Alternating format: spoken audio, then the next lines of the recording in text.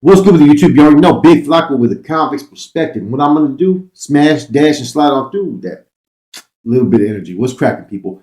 Please hit the like, subscribe, comment, and do all things to help support the algorithm.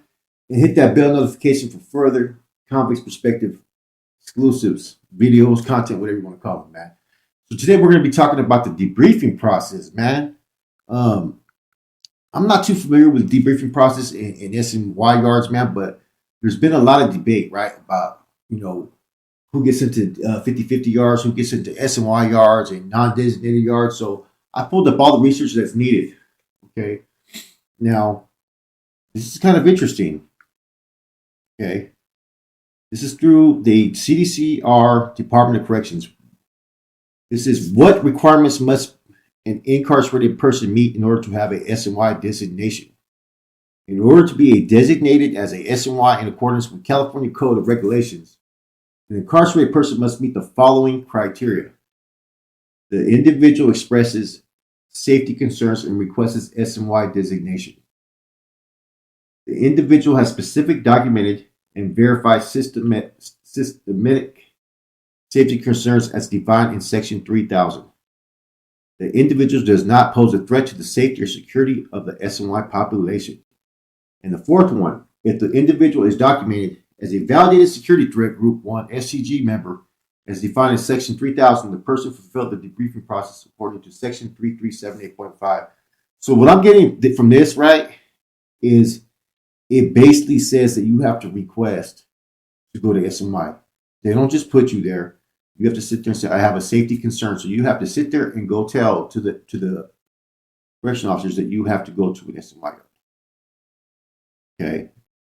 Now, what does systemic safety concerns mean, and how is it different from an individual having localized safety concerns?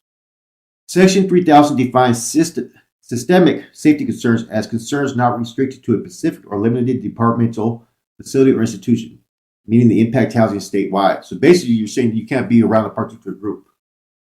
You have to sit there and say, I cannot be with this group. Localized safety concerns are defined in Section 3000. Based on the new S&Y regulations and criteria, our custody staff required to review all currently incarcerated people with S&Y designations to ensure the accuracy of designation. Okay, let me see. Why was the NDF added to CDCR regulations? CDCR is committed to helping people return to society successfully. To reach all incarcerated people, CDCR must house them in a focused environment with programs that help them want to be successful and grow as people, and steer them away from these destructive cycles of violence, gangs, and drug abuse. So these non-designated prison facilities is an important part of CDCR's mission. So basically, they're trying to put people on these NDFs. It says, can S&Y designated individuals be housed in a non-designated program facility? Yes, of course. If you're on a 50-50 yard, then you're an S&Y inmate. You can be put on that. You know what I mean? So that's what it's called, the 50-50. It means you're taking the general population and S&Y and you're mixing them together. Can an incarcerated individual disagree with NDPF? Yes, they can. Okay, so this pretty much is cut and dry. So if you're an S&Y inmate, that means you cannot function around people of whatever you systemically have told that are your enemies. So if you say that all Sudanos are your enemy, they're not going to put you on a yard with other Sudanos. They're going to put you on an S&Y facility or on a 50-50. And I'm going to assume probably they're going to put majority of the time 50-50. It seems like the only ones that they were putting on the 50-50 yards for a while were the North Daniels, and pretty much they kind of outgrew that. So all a non-designated program facility is basically a 50-50 yard. Okay. Now we're going to go into the debriefing process. Okay. Now, if you debrief, there's only a couple processes that you have to go by. Shows. I don't know nothing about this, so I had to go pull this up from fucking the archives. This is what I found out. So in order to debrief, this is per their Title 15 in their Department Operations Manual. Debriefing is the process by which a STG coordinator investigator determines whether an offender has dropped out of a STG. A subject shall be debriefed only upon his or her request, although staff may ask a subject if he or she wants to debrief. So basically, if anybody's validated back in the days and they have to go through the debriefing process, they have to request it, number one. That says it point blank. Now, they can ask you, but they can't force you. Okay. CDCR established a debriefing process unit, DPU, to house inmates who are assigned to phase 1 of the debriefing process. So basically, when they debrief, you get put in these special facilities. They evaluate them and observe them. So begin with the inmate's autobiography. Now, your first step is going to be part of your autobiography, I guess. You have to write everything about your prison history, where you did time, who you hit, what you were part of, man. You got to basically admit and reveal that basically you were either a part of something or associated with something.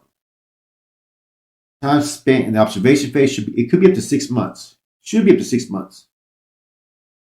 The purpose of the debrief interview is to provide staff with information about STG structures, activities, and affiliates.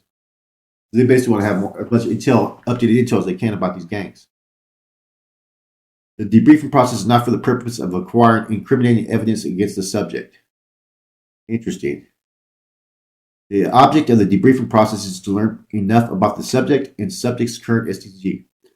Allow staff to reasonably conclude that a subject has dropped out of the STG. Allow the staff to reclassify the subjects based upon the offender's need to conjunction with the security of the institution, as well as the safety and security of staff of offenders.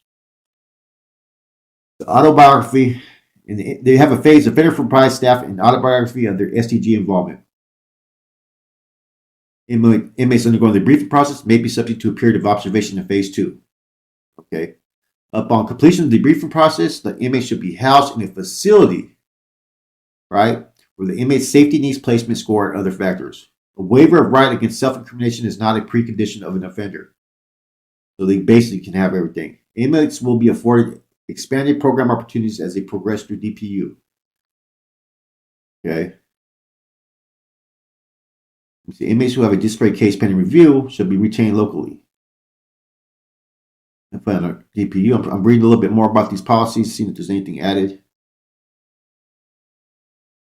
So basically, man, they review you. So basically what happens, man, if someone's going through a debriefing process is because they requested something. They say that they can no longer be on the yard with a particular group. So, even on those 50-50 yards, basically what they've said that the Norteños are their enemies or Sureños are their enemies, whatever group they belong to, whites. And they won't put them with anybody that's actively functioning. So I guess there's 2 different levels to debriefing. There's one about the STGs, which means you're part of some type of group, gang, whatever, and they want to know as much intel. And I guess what they have you do is write an autobiography. And what they do is they cross-check that. All the information, I guess, that you provide them, they run a check to see how valid it is. And if you give any false information, they're not going to put you on one of those yards. It's how they cover their fucking ass. Now, there's also those that maybe aren't part of STG, but to get to SMY or even a 50-50 yard as a non-designated program inmate or SMY inmate on a 50-50 yard, which it says that you have to have requested it. I'm saying they're not going to put you on any of those yards based upon you requesting it. That's the only thing to it. So anybody that says different, I read the D.O.M Department Operations Manual. So people say that they were forced there or this and that. Nah, they had to sit there and say, I have safety concerns. I can't go to that yard. You know what I'm saying? Call what you want it. You know what I'm saying? But yeah, I was reading a little bit more about this, and I couldn't find anything that says like part 2 of the phase. But I did, like I said, I looked into the SMY inquiries about how do people get to SMY yards, and you have to meet those 3 criteria. You have to have a known threat that's proven in the system. That has to be systemic, which means this threat could be throughout the system.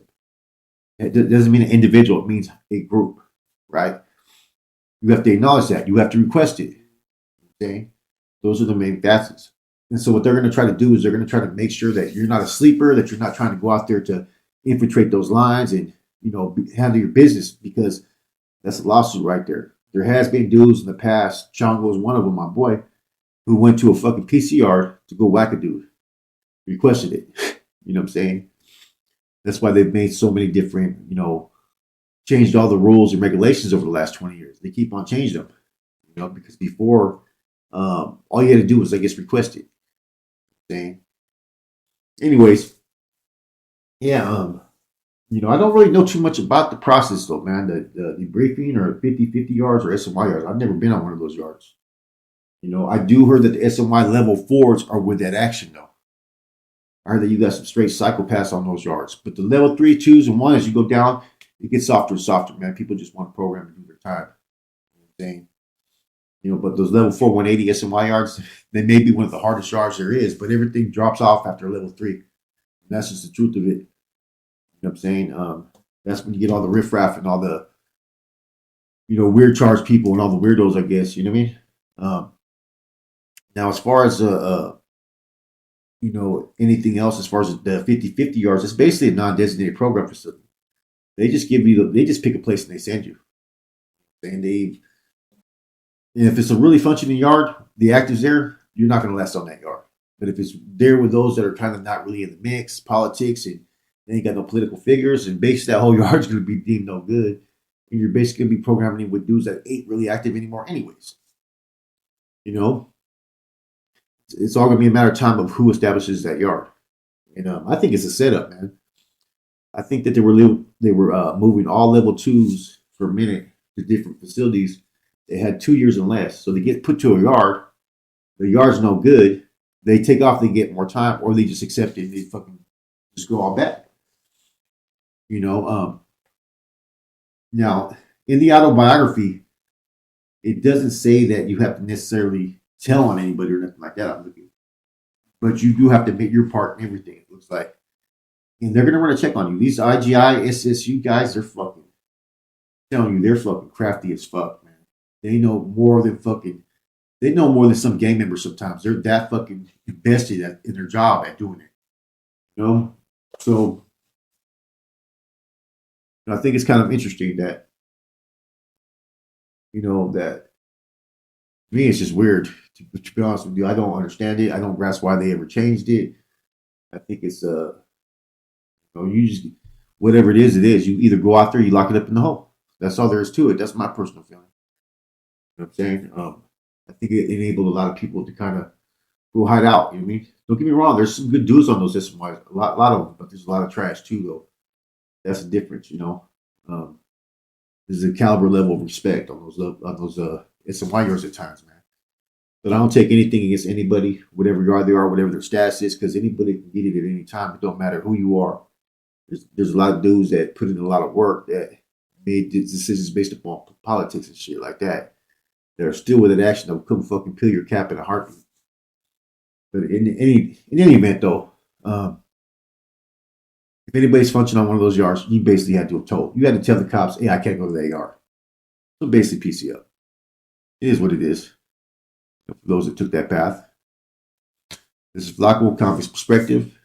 Man, this is a hard one to talk about, man, because I don't really have too much knowledge of it, man.